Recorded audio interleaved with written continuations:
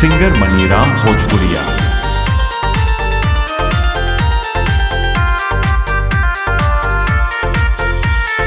ये रंग बाजों का जिला है, भाग जा तू मौका मिला है। ये सुल्तानपुर जिला है, ये सुल्तानपुर जिला है। फैजाबाद में ठिस मिला है, बड़े बड़े एकर लीला है। ये सुल्तानपुर जिला है, ये सुल्तानपुर जिला है।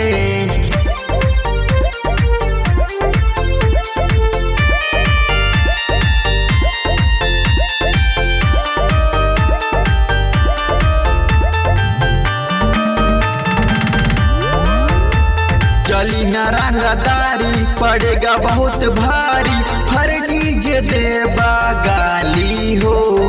सब झाड़ दे गर्मी, सुन ले बेसरमी, देह में मचाता खाला भाली हो।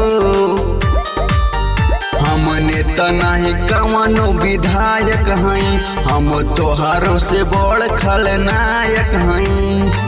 बहुत बड़ा एकर किला है, सब गैंगस्टर से मिला है। ये सुल्तानपुर जिला है, ये सुल्तानपुर जिला है। यहाँ के स्ट्री ना पहले जाके चाय वाला से पूछ लो, फिर अंदर प्रवेश करिए।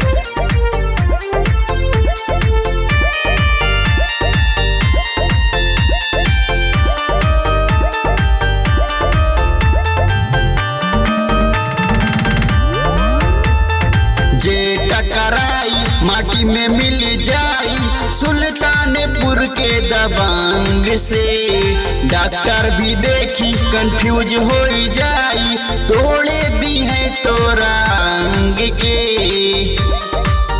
मनीराम भोजपुरिया भी साथ रहेला, सभी भाई लोग के हरदम सपोर्ट मिलेला। रियल दबंगों का जिला है, यूपी में नमावा खिला है। ये सुल्तानपुर जिला है, ये सुल्तानपुर जिला है, ये सुल्तानपुर जिला है रे मर्दवा।